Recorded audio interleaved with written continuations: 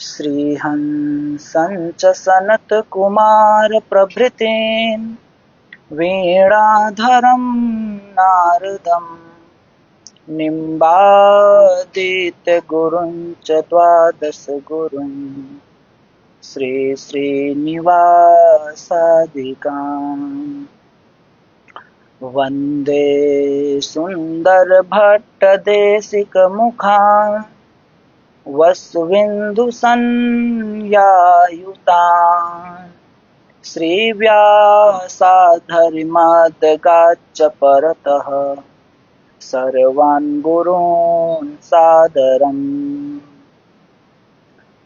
श्रीमद्हंससमारम्भाम् सनकादिकमध्यमाम् अस्मदाचार्यपर्यन्ताम् वन्दे गुरुपरम्पराम्। श्री गुरुभ्यो नमः। परात्पर गुरुभ्यो नमः।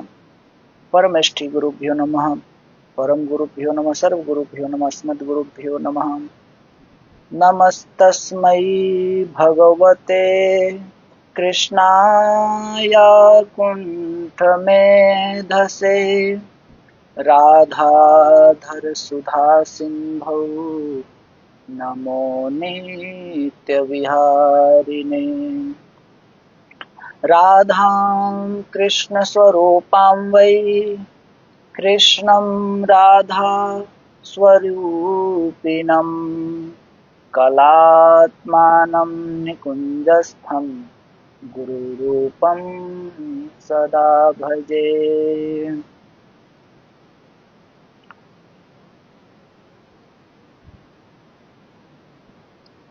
सिञ्जन्नूपुरपादपद्म युगलां हंसी गतिं बिभ्रतीं चञ्चत्खञ्जनमञ्जुलोचनयुगां पीनोल्लसत्कन्धरां शुम्भत्काञ्चनकङ्कणद्वितिमिलत् पाणौ कुर्वाणां हरिराधिकोपरि सदा श्रीरङ्गदेवीं भजे। श्रीरङ्गादिसुदेविका च ललिता वैशाखिका चम्पिका चित्रा तुङ्गसखिन्दुलेखिकपरा चाष्टौ प्रधाना प्रियाः अन्या सन्ति मनोहरा प्रियतमा नित्यं नवीनायिका वन्दे सुन्दरभट्टदेशिकमुखान् वस्विन्दुसंज्ञायुतान् श्रीमद्व्यासहरिराच परतः सर्वान् गुरून् सादरम्। हे निम्बार्क दयानिधे गुणनिधे हे भक्त चिंतामणे हे आचार्य शिरोमणि मुनिगणे रामृगपादाम्बुज हे सृष्टि स्थितिपालक प्रभवन्न हे नाथ मायाधिप हे गोवर्धन कंदरालय विभो मां पाहि सर्वेश्वर। वृंदावन कलानाथो हृदयानंदवर्धनौ सुखदौ राधिका कृष्णौ भजेऽहं कुञ्जगामिनौ। वाञ्छाकल्पतरुभ्यश्च कृपासिन्धुभ्य एव च पतितानां पावनेभ्यो वैष्णवेभ्यो नमो नमः। प्रह्लाद नारद पराशर पुण्डरे व्यासाम्बरीश शुक शौनक भीष्म दाल्भ्यान् रुक्माङ्गदार्जुन वसिष्ठ विभीषणादीन् एतानहं परमभागवतां नमामि। जय जय श्री हितु सहचरी भरी प्रेम रस रंग, प्यारी प्रीतम के सदा रहती जुवन दिन संग। भक्त भक्ति भगवंत गुरु चतुर नाम वपु एक, इनके पद बंदन कियो नासै विघ्न अनेक। सब संतन निर्णय कियो मथि श्रुति पुराण इतिहास, भजवे को दोई सुभर के हरिदास। मंगल आदि विचारी रह वस्तु न और अनूप, मंगल आदि विचारी रह वस्तु न और अनूप। हरिजन को यस गावते हरिजन मंगल रूप। अग्रदेव आज्ञा दई भक्तन को यस गाऊ, भवसागर के तरन को नाहिन और उपाऊ। बंदौ गुरुपद कंज कृपा सिंधु नर रूप हरि, महामोहतम पुंज तासु वचन रवि कर निकर। बार बार बंदन करो श्री नाभा आभा ऐन, काढ़्यो गाभा वेद को श्री भक्तमाल रस दैन। श्री प्रिया दास पद कमल पुनि बंदौ बारंबार, किन्ह भक्ति रस बोधिनी टीका अति सुखकार। चारि जुगन में भक्त जे तिनके पद की धूरी, सर्वसु सिर धरि राखी हूँ मेरी जीवन मोर।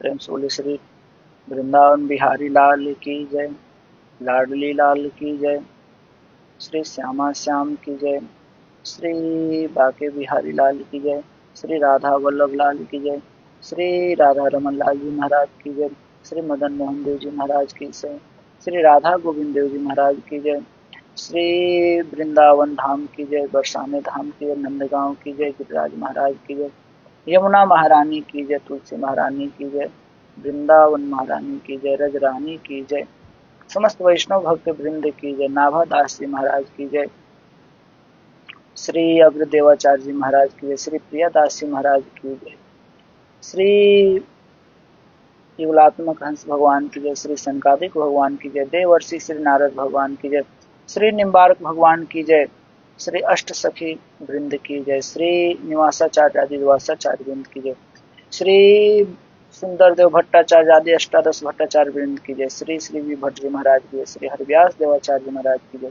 श्री परशुराम देवाचार्य महाराज की जय, श्री शोभुराम आदि द्वासाचार्य वृंद की जय, श्री निकुंजवासी श्रीमद जगत गुरु श्री श्री जी महाराज की जय, वर्तमान श्री शिव जी महाराज की जय, पूज्य गुरुदेव महाराज की जय, समस्त पर्वतीय चार वृंद की जय, आज के आनंद की जय, भक्तमाल ग्रंथ की जय।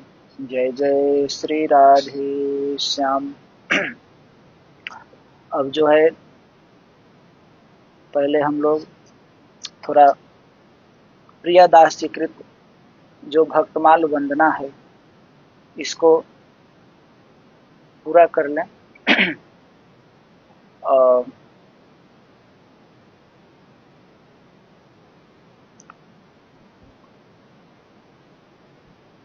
नमो नमो श्री भक्त सुमाल, नमो नमो श्री भक्त सुमाल।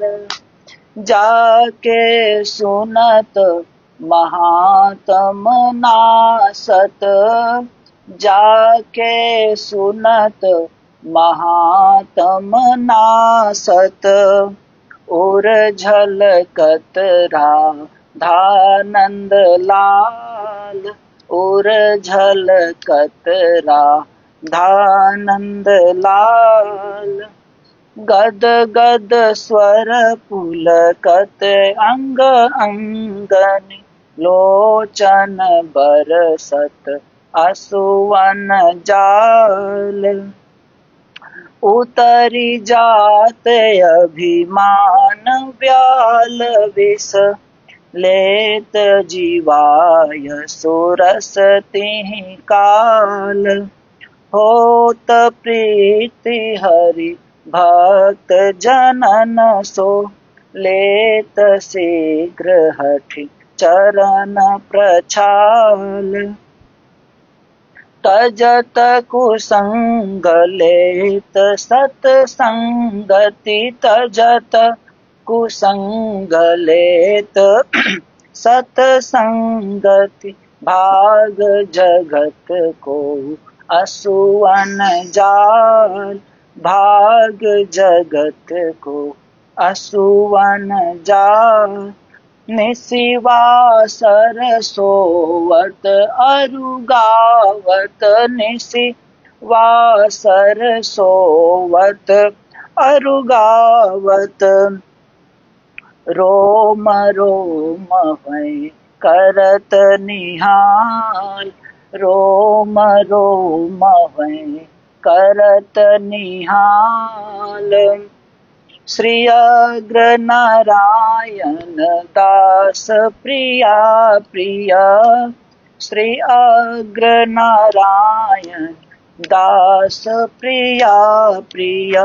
प्रगति जीवन रसिक रसाल, प्रगति जीवन रसिक रसाल। नमो नमो श्री भक्त सुमाल, नमो नमो श्री भक्त सुमाल। जय जय श्री राधे श्याम। आज जो है हम लोग श्रवण करेंगे भक्तमाल महिमा। इसके पहले हम लोग श्रवण किए थे टीका की महिमा, जो भक्तमाल जी पर टीका किए हैं श्री प्रियादास जी, उनके द्वारा जो टीका की महिमा था उसका जो है हम लोग श्रवण किए थे। और जो उसी टीका की महिमा में शांत रस, दास्य रस, सख्य रस, वात्सल्य रस और श्रृंगार रस, इनके बारे में श्रवण किए थे। अब आज जो है हम लोग कवित्त 5 प्रियादास जी के द्वारा रचित जो टीका है भक्तमाल के ऊपर जो टीका किए हैं प्रियादास जी, तो उसमें जो भक्तमाल की महिमा के बारे में बताए हैं प्रियादास जी, भक्तमाल ग्रंथ के महिमा, उसके बारे में जो हम लोग श्रवण करेंगे। कह रहे हैं कि पहले इसका थोड़ा गान कर लें। जो कवित्त 5 प्रियादास जी के द्वारा रचित जो है। पंचरस सोई पंचरंग फूल थाके निके, पीके पहिरावे को रची के बनाई हैं। वैजयंती दाम भाववती अली नाभा नाम, लाई अभिराम श्याम मति ललचाई हैं। धारी उर प्यारी क्यों करत न न्यारी अहो, देखो गति न्यारी ढरी पायन को आई हैं। भक्ति छवि भारताते नमित श्रृंगार होत वस लखे जोई याते जानी पाई हैं। ये जो है टीका की महिमा, भक्तमाल की महिमा के बारे में बता रहे हैं कि पंचरस सोई पंच रंग फूल थाके निके, पीके पहिरावे को रची के बनाई। अर्थात कह रहे हैं कि जो श्री भक्तमाल जो ग्रंथ है उसको पंचरंगी वैजंती माला बताकर उसकी महिमा, सुंदरता और भगवत प्रियता का वर्णन किया गया है। पंचरंगी वैजंती माला। पंचरस सोई पंचरंग फूल थाके निके। तो पंचरंगी वैजयंती माला बताकर जो है भक्तमाल ग्रंथ की महिमा, सुंदरता और भगवत प्रियता का वर्णन किया गया। पूर्व में जो टीका की महिमा जो हम लोग पढ़े थे, श्रवण किए थे, जिसमें 5 रस, वही 5 रस मानो फूल के सुंदर गुच्छे हैं। जिसमें 5 रस में था शांत दास्य सख्य वात सल और श्रृंगार चारु। ये 5 रस, शांत रस, दास्य रस, सख्य, वात्सल्य और श्रृंगार। तो कह रहे हैं कि जो पूर्व में जो कवित्व में जो कहे गए जो 5 रस हैं, उन्हीं का मानो फूलों के सुंदर गुच्छे हैं। भाववती नाभा नाम की सखी ने, नाभा जी के सखी नाम बता रहे हैं कि भाववती नाभा नाम की सखी ने अपने प्रियतम को पहनाने के लिए अच्छी प्रकार से बनाया है। भक्तमाल ग्रंथ के बारे में बताते हैं कि भक्तमाल ग्रंथ जो है, जो 5 रस है इसमें, शांत रस, दास्य रस, सख्य रस, वात्सल्य रस और श्रृंगार रस, तो वो जो रस जो है मानो फूल के सुंदर गुच्छे हैं। और भाववती नाभा नाम की सखी ने, क्योंकि नाभादास जी रचित किए हैं, रचना किए हैं भक्तमाल की, तो इस सखी ने अपने प्रियतम को पहनाने के लिए अच्छी प्रकार से बनाया है। यह वैजयंती माला इतनी सुंदर है कि लोकाभिराम श्याम सुंदर श्री राम की बुद्धि भी इसे देखकर ललचा गई। तो वहीं करे वैजयंती दाम भाववती अली नाभा नाम, लाई अभिराम श्याम मति ललचाई। कि श्याम सुंदर श्री राम की भी बुद्धि जो है देखकर ललचा गई है। उन्होंने इस प्यारी बनमाला को अपने वक्ष स्थल पर धारण किया है। भगवान इस भक्तमाल को जो है अपने हृदय से लगा कर रखते हैं, वक्ष स्थल पे धारण करते हैं। उन्हें यह इतनी प्रिय लगी कि इसे वे कभी भी अपने कंठ से अलग नहीं उतारते। भक्तमाल को इस माला की विचित्र गति तो देखिए कि भगवान ने इसे कंठ में धारण किया और यह लटक कर श्री चरणों में आ लगी है। इस माला में भक्ति की सुंदरता का भार है, इसी से झुकी है। पंचरंगी भक्तमाल पहने हुए श्याम सुंदर का जो दर्शन करता है, वह उनके वश में होकर उन्हें वश में कर लेता है। यह रहस्य की बात जो है भक्तमाल के द्वारा जानी हुई है। तो इसमें जो था पंचरस सोई पंचरंग फूल, पंचरस सोई पंचरंग फूल थाके नीचे। तो बता रहे हैं कि पंचरंग, पंचरस सोई पंचरंग फूल, करें कि जो शांत रस है, जो 5 रस का वर्णन पहले किए हैं, शांत रस, दास्य रस, सख्य, वात्सल्य और श्रृंगार, तो जो शांत रस है वे श्वेत रंग का फूल है, शांत रस। और जो दास रस जो है वो पीत रंग का फूल है।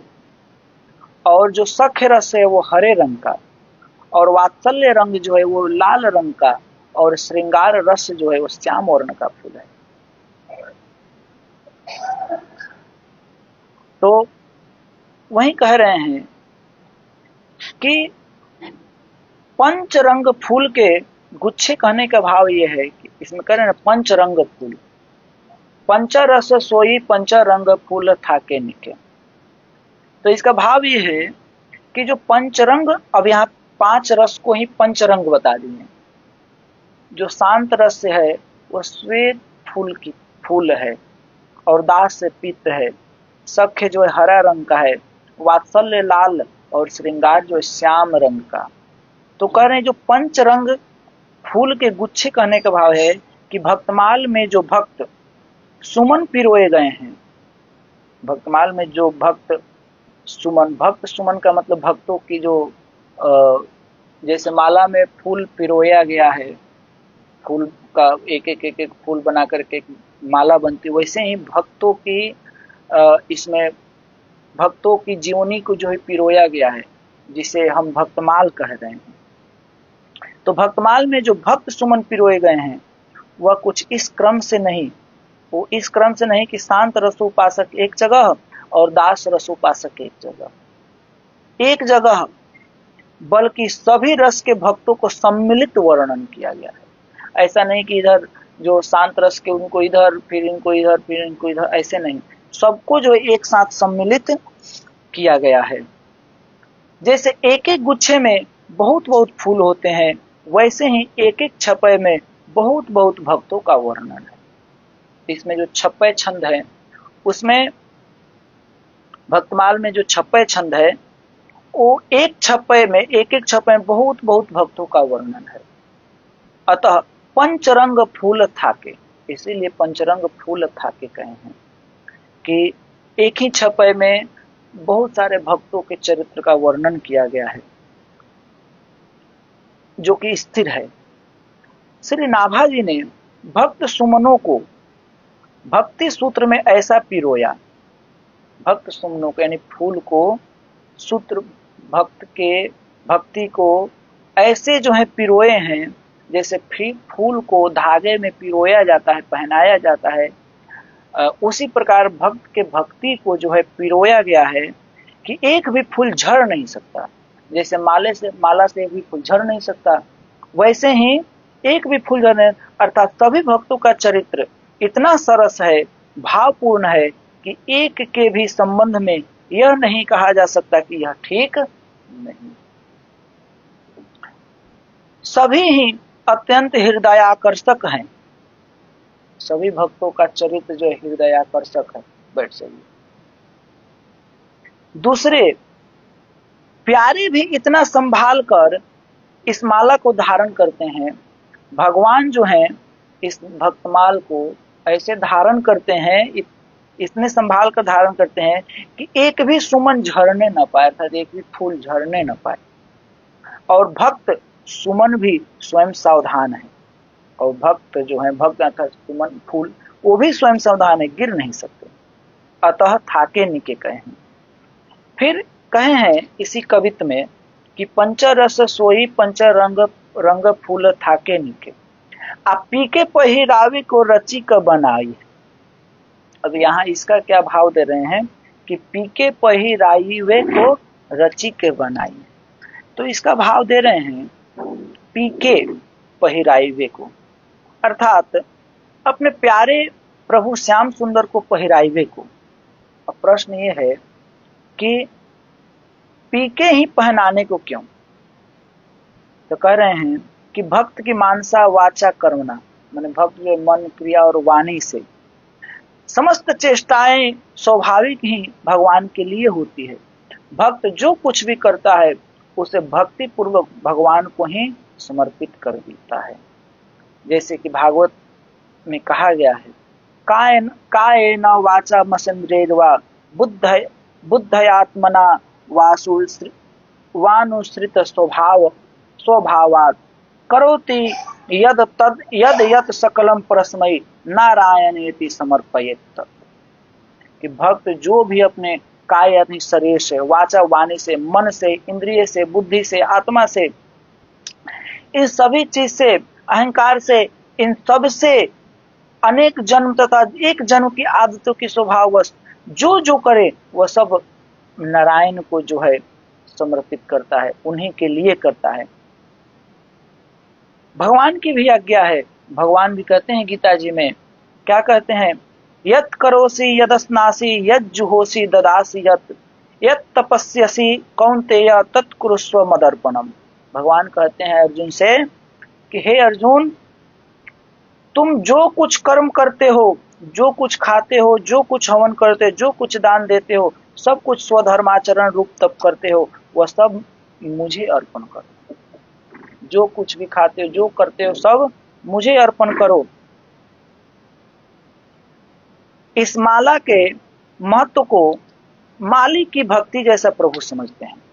जैसे माली कैसे फूल को रोपता है, उसमें जल डालता है, कितनी व्यवस्थाएं करता है, तब जो है पुष्प निर्माण होता है। उसी प्रकार जो है इनकी भक्ति को समझते हैं भगवान। जो वस्तु के महत्व को नहीं जानता उसे वह वस्तु प्रदान करने से वस्तु का निरादर होता है। दाता को क्षोभ होता है, प्रतिगृहीता का अमंगल होता है। इसी पर एक दृष्टांत बताया गया है कि यदि जो कोई व्यक्ति यदि किसी वस्तु का महत्व नहीं जानता है और उसे वह वस्तु प्रदान कर दिया जाए तो वह जो है उसका निरादर करता है, यानी उसका आदर नहीं करता है। जैसे कहा जाता है बंदर के गले में रुद्राक्ष का माला, बंदर के गले में यदि रुद्राक्ष का माला पहना दीजिए तो क्या करेगा, तोड़ करके फेंक देगा, वो उसका महत्व जानता नहीं है। तो ऐसे ही एक दृष्टांत दे रहे हैं कि जब श्री दुर्वासा ऋषि भगवान के दर्शन करने वैकुंठ गए तो भगवान ने प्रसन्न होकर, विष्णु जी प्रसन्न होकर जो है उस अपनी जो माला पहने हुए थे उस निज माला को जो है अपनी माला को भगवान ऋषि को दिए, दुर्वासा ऋषि को। तो ऋषि क्या किए, उस माला को लेकर के आ रहे थे तो इंद्र ऐरावत पर चढ़कर देवासुर संग्राम में जा रहा था। तो इंद्र ने उन्हें सादर प्रणाम किया तो मुनि ने क्या किया, इंद्र की मंगल कामना से वह माला उन्हें दी। भगवान माला दिए किनको, दुर्वासा ऋषि को। वो नहीं लिए, धारण नहीं किए, इंद्र को दे दिए। परंतु मदोन्मत्त इंद्र ने उसे ऐरावत के माथे पर डाल दिया और इंद्र क्या किया, उस माला को ऐरावत हाथी के ऊपर डाल दिया। ऐरावत ने सूंड से तोड़कर पांव से कुचल दिया। यह सब देखकर दुर्वासा मुनि ने ऐश्वर्य भ्रष्ट होने का श्राप दे दिया और दुर्वासा ऋषि क्या किया, उसे श्रीहीन ऐश्वर्यहीन का श्राप दे दिया। तात्पर्य कहने का यह है कि इंद्र ने माला के महत्व को नहीं जाना अतः उसका निरादर किया, हाथी के सिर पर डाल दिया जिससे मुनि को क्षोभ हुआ। इसलिए भगवान को भक्त अति प्यारे हैं, भगवान को भक्त अति प्यारे हैं। भगवान जो है भक्तों के चरित्र को प्रेम पूर्वक सुनाने से और प्रेम पूर्वक सुनना, सुनकर भाव को हृदयंगम करना और भाव हृदयंगम होने पर भी सदा सुनते रहना, सदा सुनते रहने पर भी सुनने के लिए उत्सुक बने रहना, यही पहनाना है। यानी भगवान जो धारण किए पहने हैं तो उसका मतलब हमेशा सुन रहे हैं। कनक भवन में, आज भी कनक भवन में वहां पर भक्तमाल रात्रि में जब जानकी जी को और ठाकुर जी को जब शयन कराया जाता है तो वहां पर भक्तमाल ग्रंथ रखा जाता है ताकि भक्तमाल श्रवण करेंगे। भक्तमाल की इतनी महिमा है। इसलिए श्री भक्तमाल के प्रथम श्रोता जो है भगवान ही। भक्तमाल यदि कहीं हो रहा हो तो ये मत सोचे कि कौन सुन रहा है कौन नहीं सुन रहा है, कोई सुनेगा कि नहीं सुनेगा, कोई सुने या न सुने ठाकुर जी जरूर वहां पे सुनते हैं भक्तमाल। समझे महात्मा जी। अब कह रहे हैं कि पीके पहिरावे को रची के बनाई है, रची के बनाई है।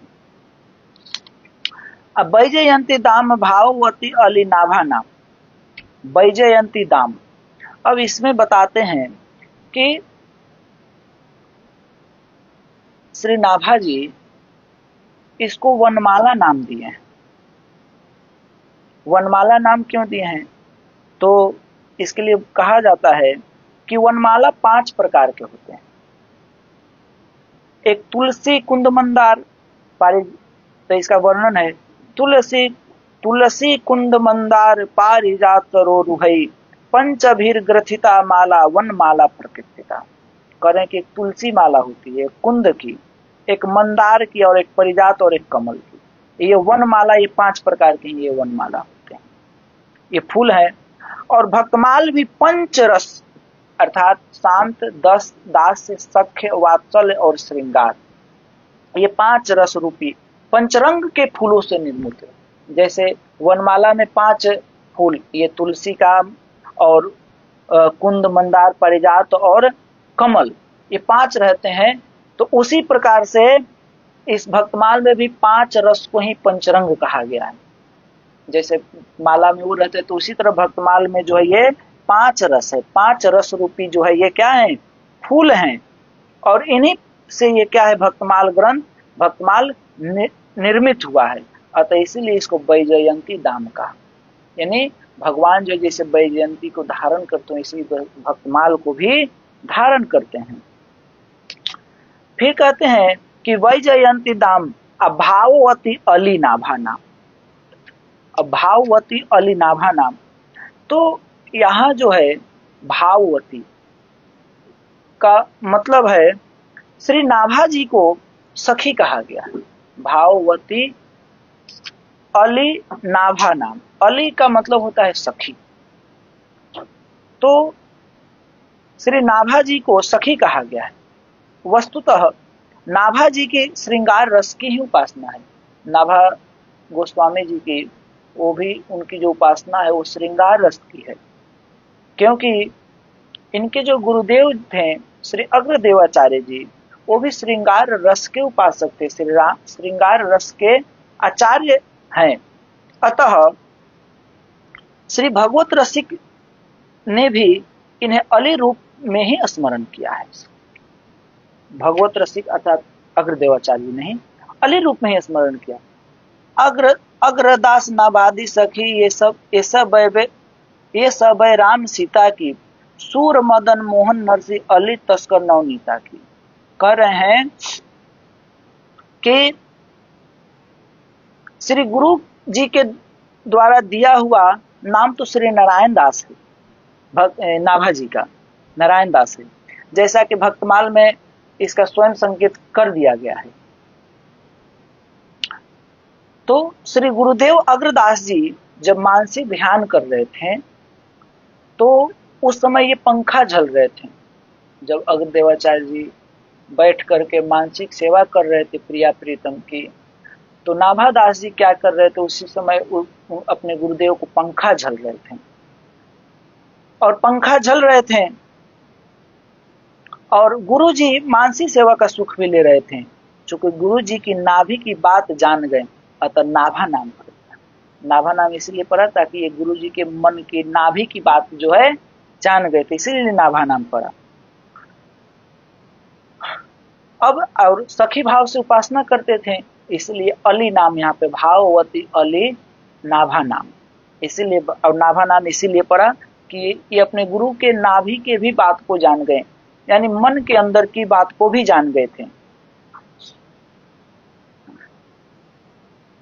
अब देखिए इसमें आगे कह रहे हैं कि लाई अभिराम श्याम अति ललचाई, कि श्याम मति ललचाई है। जैसे भगवान का चरित्र सुनने को भक्त ललचाते रहते हैं। कोई भी भक्त है वो भगवान के चरित्र को जब सुनते हैं तो उनका मन करता और सुने, अर्थात भगवान के चरित्र को सुनने के लिए भक्त जो है ललचाते हैं। वैसे ही भक्तों का चरित्र सुनने के लिए भगवान भी ललायित रहते हैं। निज करुणा करतूति भागवत पर चपत चलत चर्चाऊं, सुकृत प्रणाम प्रणत जस वर्णत, सुनत कहत फिर गाऊं।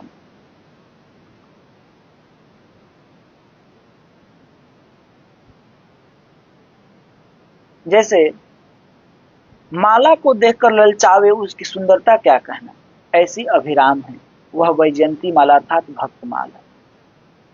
जब अभिराम श्याम ही ललचाते हैं तो और की बात ही क्या। जब स्वयं भक्तों के चरित्र सुनने के लिए भगवान ललचाते हैं तो फिर और जो जीव हैं उनकी क्या बात कहें। अर्थात जीव तो और चाहते हैं कि हम भी भगवान भक्तों के चरित्र का जो है श्रवण करें।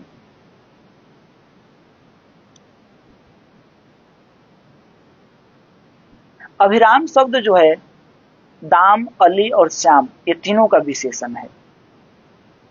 अब देख कह रहे हैं कि धारी उर प्यारी, इसी में बताएं पद में कवित में कि धारी उर प्यारी क्यों करत न न्यारी अहो।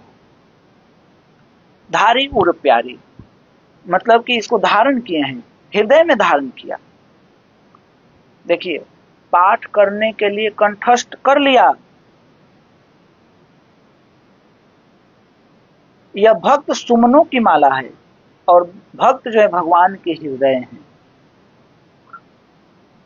क्योंकि भक्त भगवान को अत्यंत प्यारे होते हैं। प्यारे भक्त सुमनों की होने से प्यारी हैं, अतः धारी उर प्यारी कहें।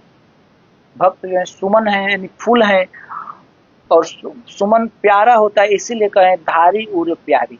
यानी ये जो भक्तों के जो चरित्र हैं, अर्थात भक्तमाल जो है, भक्तमाल रूपी माला जो है, इसको जो है धारण किए हैं भगवान। धारी और प्यारी का एक बड़ा ही मधुर भाव है कि माला बड़ी थी, जैसा कि आगे स्पष्ट है कि पीछे भी पढ़ें कि माला जो है कंठ से लेकर के चरण तक, तो माला जो है बड़ी थी, अतः प्रभु ने अपने तो धारण किया ही, श्री प्यारी श्री जानकी जी को भी धारण करा दिया। इससे भी अधिक एक और भी मधुर भाव है कि त्रिभुवन मोहन अभिराम श्याम मति तो ललचाई ही।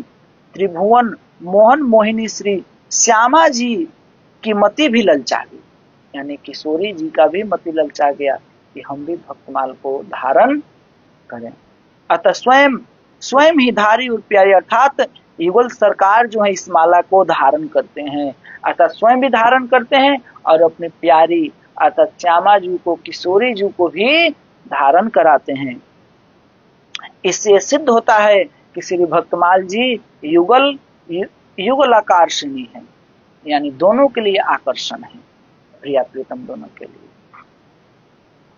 अब कहते हैं इसी कवित्त में आगे कि देखो गति न्यारी ढरी पाया न कोवाई है। तो इसका तात्पर्य बताते हैं, प्यारी, क्योंकि ये जो प्यारी जो ठहरी है अर्थात बहुत सुंदर है, अतः ये भक्तमाल जो बहुत प्यारी है, अतः इसका सदा जो है पठन श्रवण मनन किया करते हैं। श्री भक्तमाल जी को हृदय से लगाए रखते हैं। कौन? ठाकुर जी। बिना भक्तमाल भक्ति रूप अति दूर है। बिना भक्तमाल के भक्ति जो है अति दूर है। अतः भक्ति के लोभ से और भक्ति करना सीखने के लोभ से, यह नहीं कि जहां अन्य विविध साधन अनुष्ठान करने पर भी भगवान की एक झलक भी परम दुर्लभ है, वहां भक्ति के प्रभाव से भक्त भगवान के हृदय का हार बन जाता है। कहने का तात्पर्य है अन्य और भी बहुत सारे साधन है भगवत प्राप्ति के, भगवान की प्राप्ति के, लेकिन जब यदि भक्ति होती है हृदय में, तो भक्ति के प्रभाव से जो है भक्त भगवान के हृदय के हार बन जाते हैं। अर्थात भगवान जो है उस भक्त को अपने हृदय से हमेशा लगाए रखते हैं, जिसके अंदर यदि भक्ति जागृत रहती है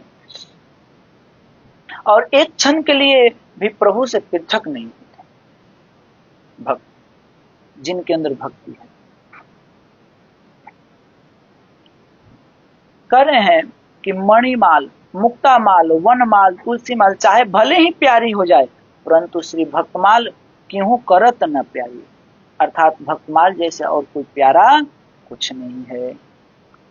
और इसी में कह रहे हैं कि ढरी पाए न कोवाई है। देखो गति न्यारी ढरी पाए न कोवाई।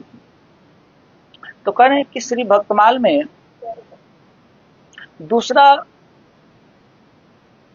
निराली बात यह है, दूसरी निराली बात यह है कि श्याम तो माला को धारी अर्थात, परंतु माला ढर कर पांव की ओर आती है।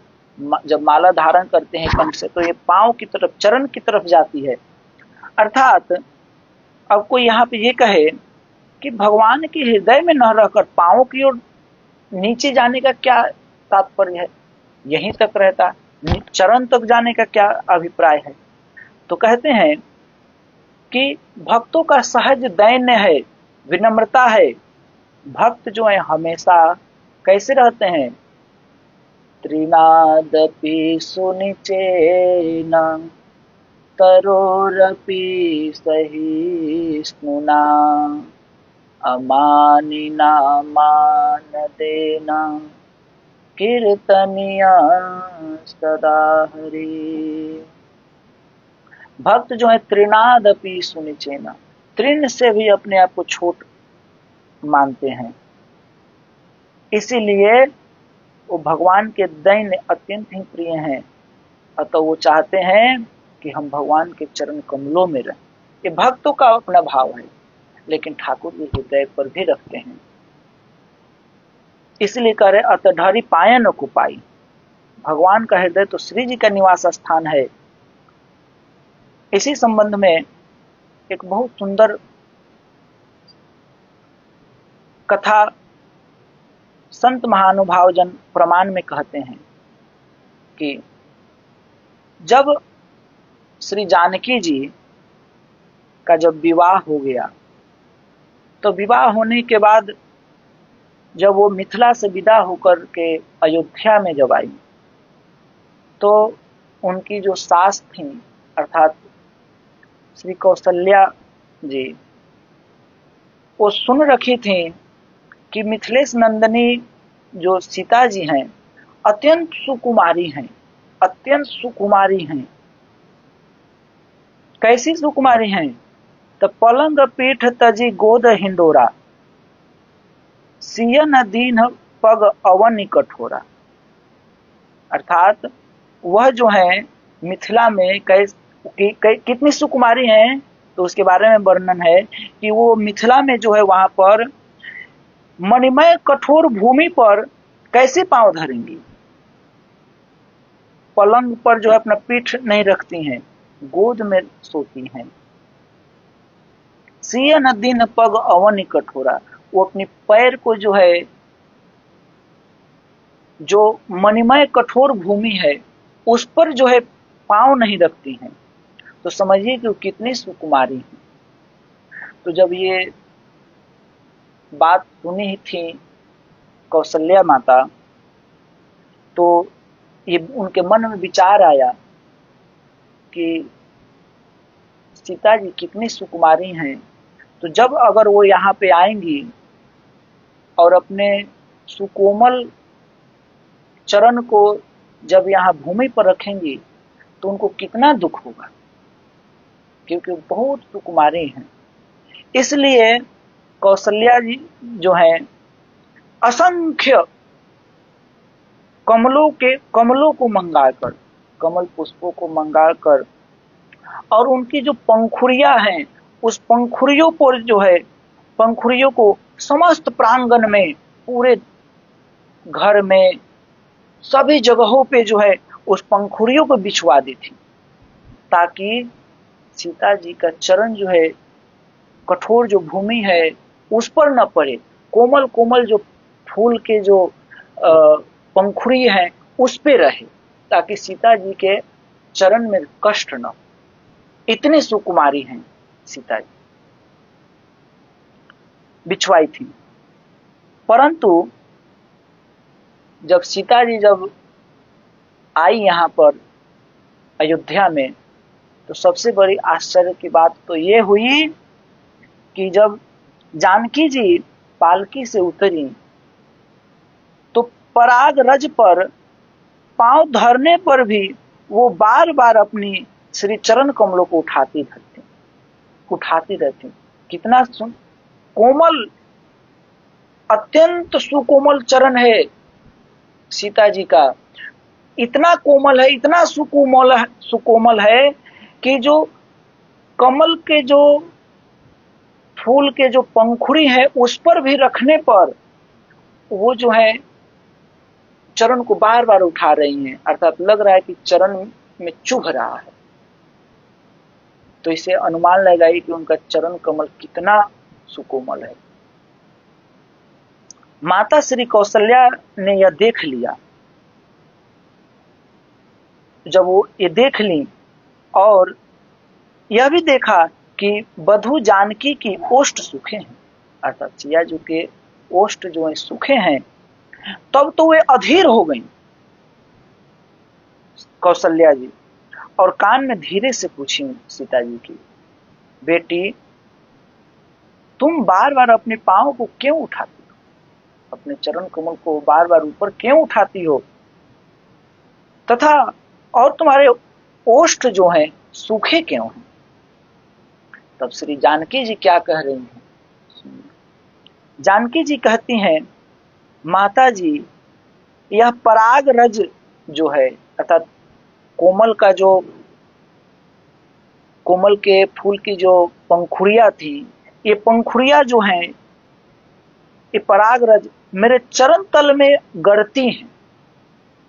ऐसे अनुमान लगाइए कि सीता जी के चरण जो था कितना सुकोमल था कि वो कमल की पंखुड़ी भी जो है उसमें गड़ रही थी जब वो अपने चरण को उस पर रख रही थी। तो अतः इसीलिए मैं बार बार पांव उठाती हूँ। और आपकी यह दासी जो है बहुत देर से टकटकी लगाकर मेरे मुख की ओर देखती है, अतः उसके नेत्रों के ताप से, देखिए कितने सुकोमल हैं, जो दासी सियाजू को देख रही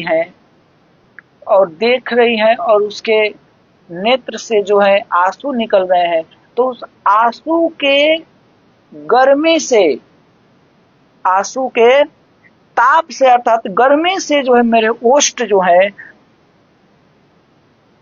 सूख रहे हैं। अब इसे अनुमान लगाइए कि सियाजू कितनी सुकोमल है, कि चरण कमल जो है,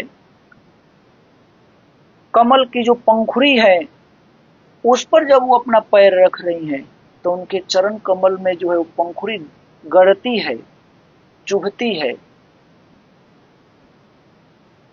और दासी रो रही है, उसके नेत्र से अश्रुपात हो रहे हैं, तो उसके अश्रुपात में बोल रही है कि अश्रुपात में, उसके अश्रुपात के ताप से, गर्मी से जो है मेरे ओष्ठ सूख रहे हैं। अर्थात इसको अनुमान नहीं लगाया जा सकता है कि सियाजू कितनी सुकुमार शिरोमणि।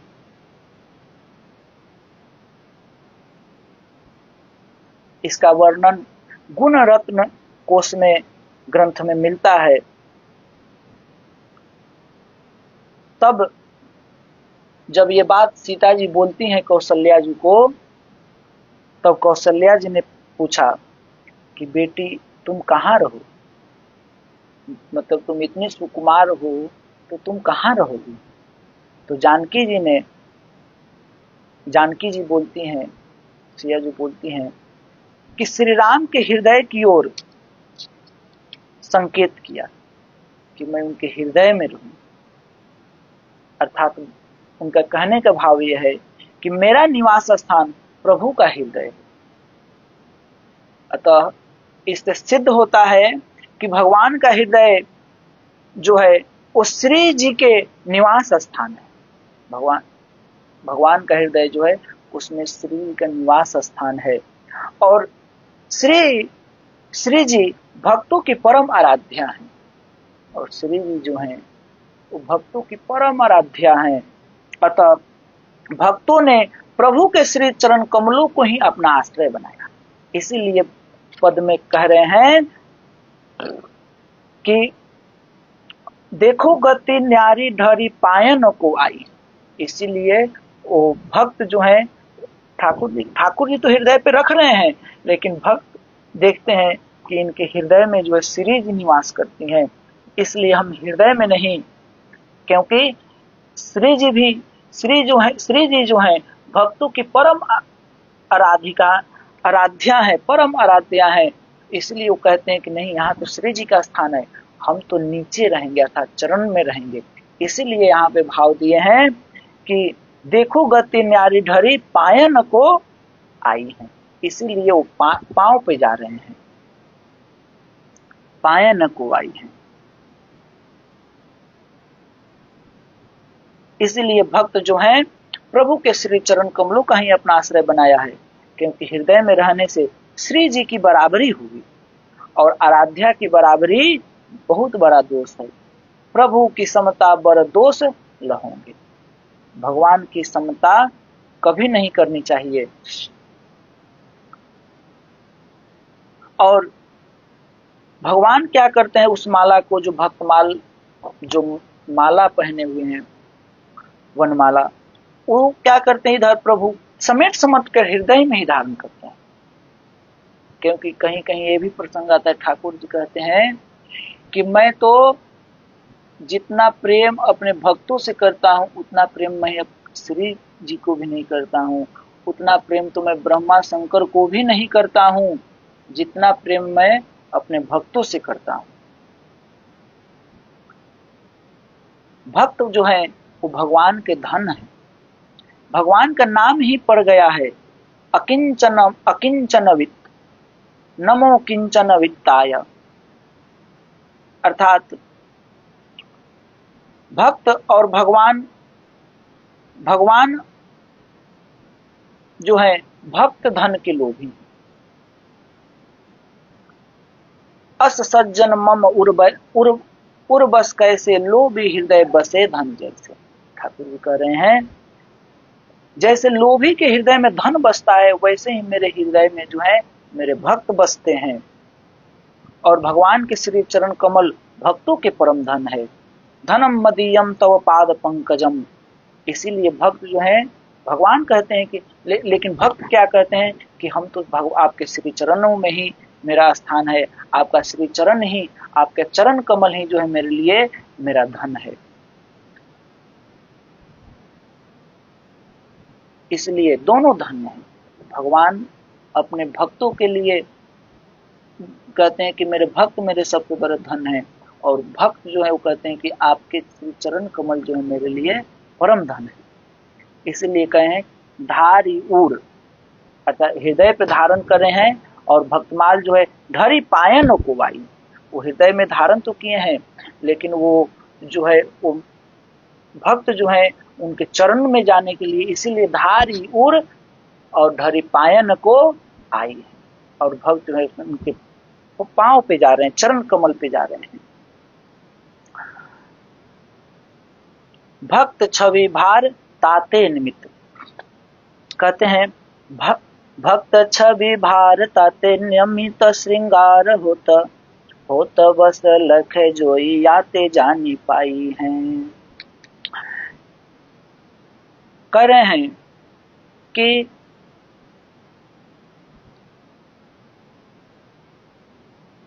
श्री भक्तमाल में भक्तों की भक्ति रूपी छवि का भार है, इसमें और कोई चीज नहीं है। भक्तों की जो भक्ति है उसी का वर्णन किया गया है।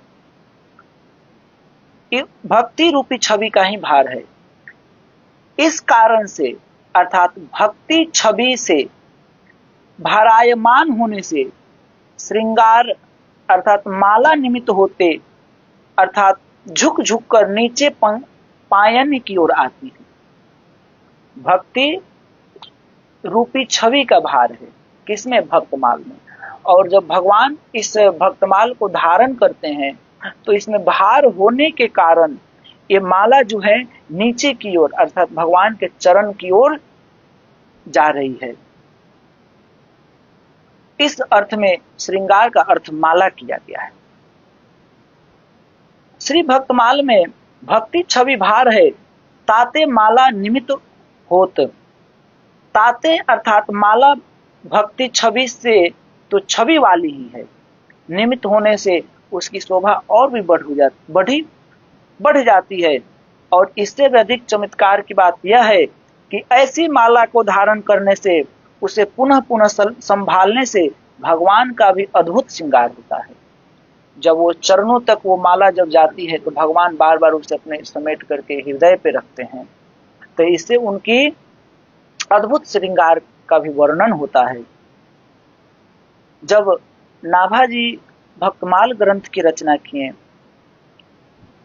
तो कहते हैं नाभाजी, जो भक्ति है प्रीति है उससे भक्तमाल प्रेम रस पुंजनी होकर छवि भार से भरायमान है।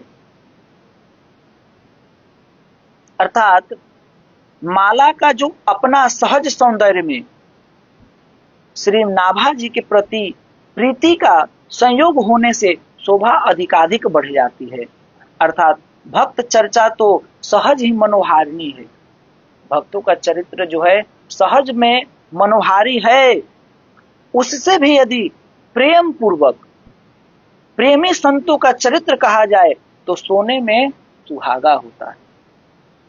भक्तों का चरित्र तो मनोहारी है, लेकिन जब उसी चरित्र को यदि किसी प्रेमी संतों उसमें भी यदि किसी प्रेमी संतों का चरित्र कहा जाए तो वो लगता है ऐसे कि जैसे सोने में सुहागा, वैसे है। अर्थात श्री भक्तमाल की शोभा के सामने भगवान के समस्त श्रृंगार फीके पड़ जाते हैं। श्री भक्तमाल जी सबसे ऊपर विराजती हैं, सबसे अधिक शोभायमान होती हैं, इस अर्थ में कि प्राकृतिक श्रृंगार प्रसाधनों की कौन कहे, भगवान के दिव्याति दिव्य आभूषण भी भक्ति की शोभा की समता करने में असमर्थ दिखाई देते हैं। इसीलिए भगवान जो है इस भक्तमाल को अपने हृदय से लगा करके रखते हैं, इसको धारण किए रहते हैं। जब कहीं भी यदि भक्तमाल की चर्चा होती है, भक्तमाल की कथा होती है, प्रथम श्रोता भक्तमाल के भगवान हैं, और कोई सुने या न सुने, लेकिन ठाकुर जी जो है भक्तमाल जरूर सुनते हैं। क्यों? क्योंकि ठाकुर जी को अपने भक्तों का चरित्र सबसे प्रिय लगता है।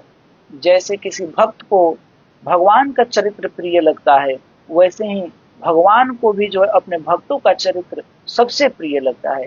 इसीलिए ये भक्तमाल ग्रंथ को और कोई सुने या न सुने, लेकिन ठाकुर जी जरूर सुनते हैं। अब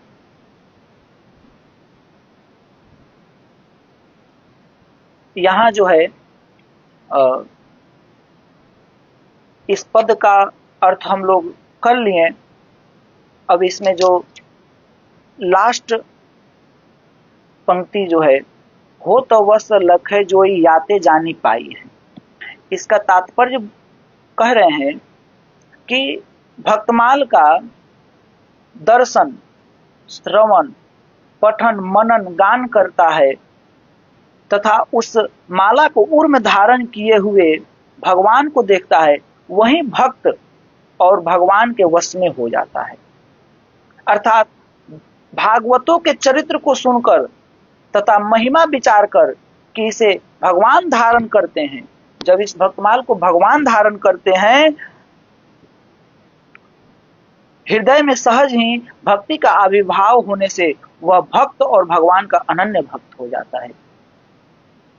ज्यों ही भगवान श्री भक्तमाल को देखते हैं त्यों ही भक्त के वश में हो जाते हैं, या ते जानी पाई है। तो श्री भक्तमाल की महिमा तथा भगवान का भक्त पारतंत्र, ये जो है हम लोग संक्षेप रूप से जाने। अब जो है यहाँ हम लोग एक भक्त के चरित्र का श्रवण करेंगे। फिर उसके बाद कल जो है हम लोग सबसे सुंदर भाव है इसमें सत्संग प्रभाव वर्णन। सत्संग के करने से क्या प्रभाव होता है, इसका वर्णन जो है हम लोग कल श्रवण करेंगे, जो कि प्रियादास जी के द्वारा जो टीका किया गया है भक्ति रस बोधनी, उसमें कवित्त संख्या 6, इसका श्रवण जो है हम लोग कल करेंगे इसके बारे में। अभी जो है हम लोग एक भक्त का चरित्र श्रवण कर लें। श्री नरोत्तम ठाकुर जी। नरोत्तम ठाकुर जी का चरित्र, बहुत उच्च कोटि के भक्त हुए नरोत्तम ठाकुर जी, इनका जो है चरित्र हम लोग श्रवण कर लें।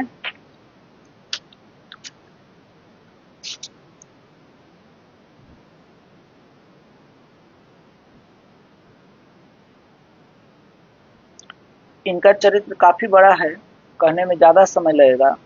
तो अभी जो है हम लोग श्री ध्रुवदास जी महाराज वृंदावन, जो कि वृंदावन के भक्त हुए श्री ध्रुवदास जी, इनका जो है हम लोग श्रवण कर लेंगे। कल जो है हम लोग नरोत्तम ठाकुर जी का चरित्र का श्रवण करें, क्योंकि ये अभी काफी बड़ा है तो इसको श्रवण करने में ज्यादा समय लगेगा और समय भी लगभग हो गया है, 10 मिनट समय है। तो इसलिए अभी जो है हम लोग ध्रुवदास जी का चरित्र जो है श्रवण कर लें। श्री ध्रुवदास जी का जन्म काल जो है 1653 से 1743 के बीच का है। इनके लिए एक पद लिखे हैं, श्री राधा आदेश सो ध्रुवदास वाणी लिख्यो, जिला सहारनपुर देव वन पावन किन्हो, गोपीनाथ गुरु सुपुत्र हरिवंश को चिन्हो, यौवन में गृह तजी वास वृंदावन भावे, 42 लीला ग्रंथ प्रेम को पथ दर्शावे, भोग आरोगत कुटी पर प्रभु छवि सदा निरख्यो, श्री राधा आदेश सो ध्रुवदास वाणी लिख्यो।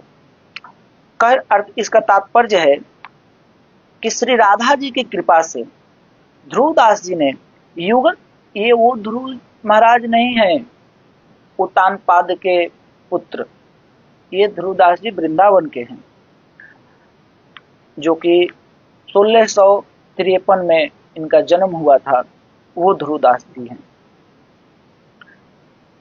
तो श्री जी की कृपा से, श्री राधा रानी जी की कृपा से ध्रुवदास जी ने युगल सरकार के नित्य विहार की लीलाओं का गान प्रारंभ किया।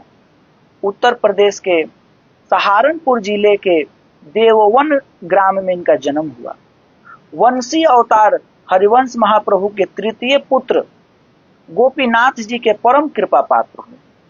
युवा अवस्था में ही वैराग्य के कारण गृह त्याग करके श्रीधाम वृंदावन का अखंड वास किया। इन्होंने अनेकों ग्रंथों की रचना की, जिनमें 42 लीला ग्रंथ अधिक प्रसिद्ध है। यह ग्रंथ प्रेम के मार्ग को सुदृढ़ बनाता है। श्री राधा वल्लभ लाल जब वन विहार के लिए पधारते हैं तो इनकी कुटिया पर आकर भोग आरोहते। ध्रुवदास जी नित्य लाल जी की छवि माधुरी का रसपान करते। अब इनका चरित्र पूरा जो है श्रवण करेंगे। कहते हैं कि श्री ध्रुवदास जी का नाम काव्य सौष्ठव पद लालित्य के कारण राधा वल्लभी वैष्णव साहित्यकारों की प्रथम पंक्ति में आता है। राधा वल्लभी जो संत हैं वो इनको प्रथम, उस संप्रदाय में इनको सबसे उच्च कोटि के साधक माना जाता है। इनका नाम जो है प्रथम पंक्ति में आता है। इनकी कथा श्रवण करने से जो है रसिकता की प्राप्ति होती है। इनके पूर्ण प्रेम की क्षमता कोई नहीं कर सकता। कथा रसिक ध्रुवदास की सुनत रसिकताई होई, तिनके पूर्ण प्रेम की सरवर करे ना कोई। श्री ध्रुवदास जी का जन्म उत्तर प्रदेश के सहारनपुर जिले के देववन ग्राम में, जिसे अब देवबंद के नाम से पुकारते हैं, अब जो है इस गांव को देवबंद के नाम से पुकारते हैं, यहाँ पर इनका जन्म हुआ। इनके पिताजी का नाम श्यामदास जी और ये जो है कायस्थ कुल के प्रतिष्ठित व्यक्ति थे। श्यामदास जी श्री हरिवंश महाप्रभु जी के शिष्य हुए। इनके पिताजी जो थे वो हरिवंश महाप्रभु जी के शिष्य थे और राधा वल्लभीय रीति से ठाकुर जी की सेवा पूजा करते थे। ध्रुवदास जी ने हरिवंश महाप्रभु के तृतीय पुत्र श्री गोपीनाथ जी से दीक्षा ग्रहण की। हरिवंश महाप्रभु के जो तृतीय शिष्य हुए गोपीनाथ जी, उनसे दीक्षा ग्रहण की। श्री हरिवंश महाप्रभु जी की कृपा से किशोरावस्था में ही इन्हें संसार से अरुचि उत्पन्न हो गई और हृदय में वैराग्य उत्पन्न हो गया। घर परिवार का त्याग करके ध्रुवदास जी वृंदावन के लिए चले आए। कहाँ? तो जहाँ प्रिया प्रीतम नित्य विहार करते हैं, जहाँ प्रेम की नदी बहती है और जहाँ युगल सरकार के चरण चिन्ह अंकित हैं, वह स्थल है श्रीधाम वृंदावन। श्रीधाम वृंदावन आकर श्री ध्रुवदास जी जीवन पर्यंत श्रीधाम वृंदावन का वास लिया, यहाँ से कहीं नहीं गए। जे तिक धौ से जिये जगमाही, ते बितबे वृंदावन छाई। श्रीधाम वृंदावन में भजन साधन करते हुए भागवत पुराण आदि शास्त्रों का अध्ययन किया और अपनी रचनाओं में सार तत्वों का समावेश किया। भजन के प्रभाव से हृदय में युगल केली लीलाओं का स्फुरन प्रारंभ हो गया। युगल केली अर्थात प्रिया प्रीतम के जो निकुंज की जो लीला है उसका स्फुरन हुआ। अब तो निरंतर लीलाओं के चिंतन में डूबे रहते हैं। मन में उन लीलाओं को गान करने की इच्छा जागृत हुई, लेकिन हृदय की लीला मुख से उच्चरित नहीं होती। जो हृदय की लीला है वो मुख से उच्चरित नहीं होती, क्योंकि शिव जी, ब्रह्मा जी, शेष आदि महान पुरुषों के मन का जहां प्रवेश नहीं, ऐसे ऐसे जो महापुरुष हैं, शंकर जी, ब्रह्मा जी, शेषनाग जी, इनके मन का भी प्रवेश नहीं है। उन लीलाओं का वर्णन कैसे हो सकता है। निस दिन जुगल केली उर्माहे, वाणी करी कछु बरने चाहे। शिव विधि शेष प्रवेश न मन को, कैसे कहियो जात गुण के।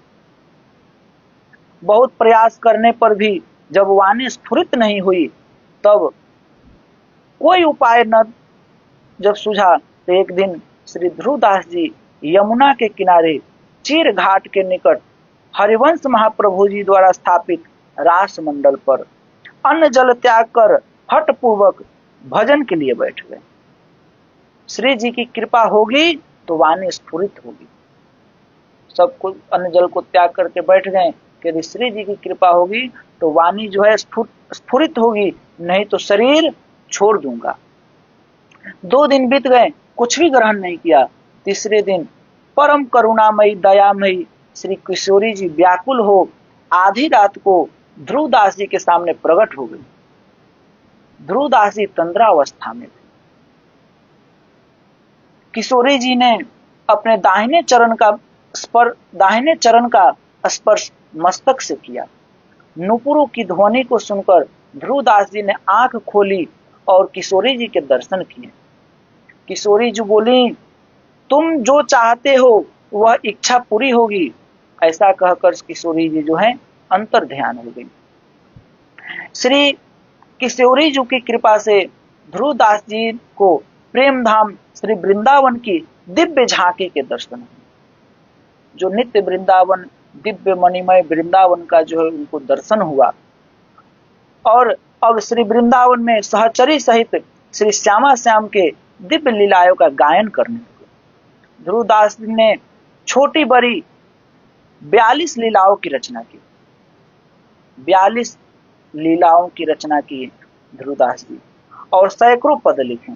ध्रुवदास ने बहुत सरल भाषा में अपनी वाणी की रचना की, जिसे समझने में कोई कठिनाई नहीं होती। इसलिए इनकी वाणी का प्रचार दक्षिण भारत तक हुआ। इनकी वाणी को पढ़कर अनेकों लोग श्री श्यामा श्याम के अद्भुत प्रेम उपासक बन गए और अपने कुल परिवार का त्याग करके श्रीधाम वृंदावन का वास करने लगे। श्री ध्रुवदास जी के गुरु एवं गुरु परिवार के लोग भी वाणी को सुनकर बहुत प्रसन्न हुए और उनके प्रेम की प्रशंसा करने लगे। 42 लीला में प्रतिपादित विषयों को जो है 15 रूपों में विभक्त किया गया है, जिसमें बहुत सारे बातें हैं। नैतिकता का, मर्यादा का, जीवन व्यवहार का, मन शिक्षा इत्यादि, रसोपासना की विधि, श्री राधा का स्वरूप नामावली आदि आदि, निकुंज लीला के बारे में, भगवान की सेवा के बारे में, इस सब का वर्णन जो है इसमें 42 लीला में है। श्री सेवक जी और श्री ध्रुवदास जी राधा वल्लभ संप्रदाय के 2 ऐसे महानुभाव हैं जिन्होंने हित आचार्य की रचनाओं के आधार पर हित संप्रदाय के प्रेम सिद्धांत और रस विलास पद्धति को सुदृढ़ स्तंभ स्थापित किए। श्री राधा वल्लभ लाल जी जब वन विहार के लिए पधारते हैं, जो वृंदावन में ठाकुर श्री राधा वल्लभ लाल जी हैं, तो जब वन विहार के लिए वो पधारते निकलते हैं तो ध्रुवदास जी की कुटिया पर कुछ देर के लिए ठहरते थे। ध्रुवदास जी अपने हाथ से रसोई तैयार करके रखते हैं, भोग लगाकर आरती करते हैं। तब राधा वल्लभ लाल जी अपने भवन की ओर प्रस्थान करते हैं।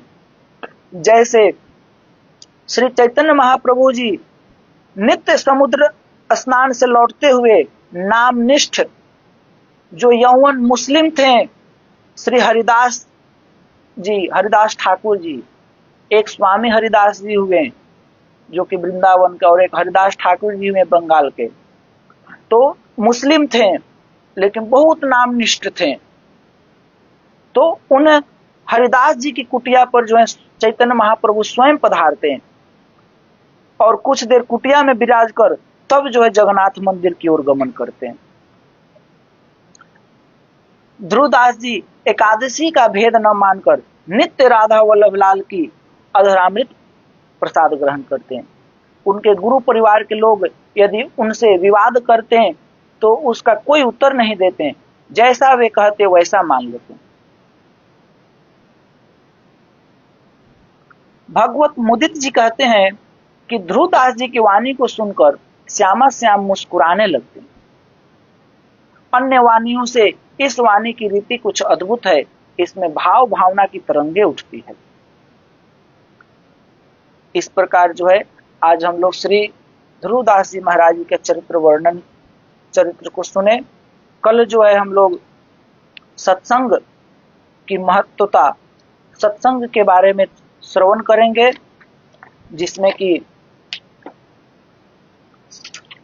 सत्संग करने से क्या प्रभाव होता है, कैसा प्रभाव होता है, हमारे जीवन में सत्संग कितना उपयोगी है, इसके बारे में जो है कल हम लोग श्रवण करेंगे। तो आप सब लोग 9:30 से 10 के बीच में उपस्थित होइए। कल का प्रसंग जो है बहुत सुंदर है,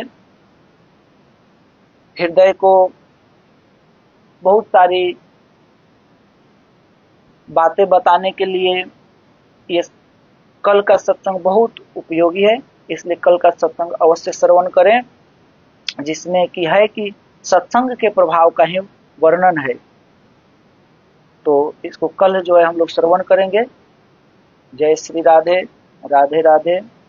प्रेम से बोलिए श्री बाके बिहारी लाल की जय, लाडली लाल की जय, श्यामा श्याम की जय, श्री राधा वल्लभ लाल की जय, श्री राधा रमन लाल जी महाराज की जय, श्री राधा गोविंद देव जी महाराज की जय, श्री मदन मोहन देव जी महाराज की जय, वृंदावन धाम की जय, बरसाने धाम की जय, नंदगांव की जय, गिरिराज महाराज की जय, यमुना महारानी की जय, श्री भक्तमाल ग्रंथ की जय, भक्त और भगवान की जय, समस्त वैष्णव भक्त वृंद की जय, श्री नाभादास जी महाराज की जय, श्री प्रियादास जी महाराज की जय। जय जय श्री राधे।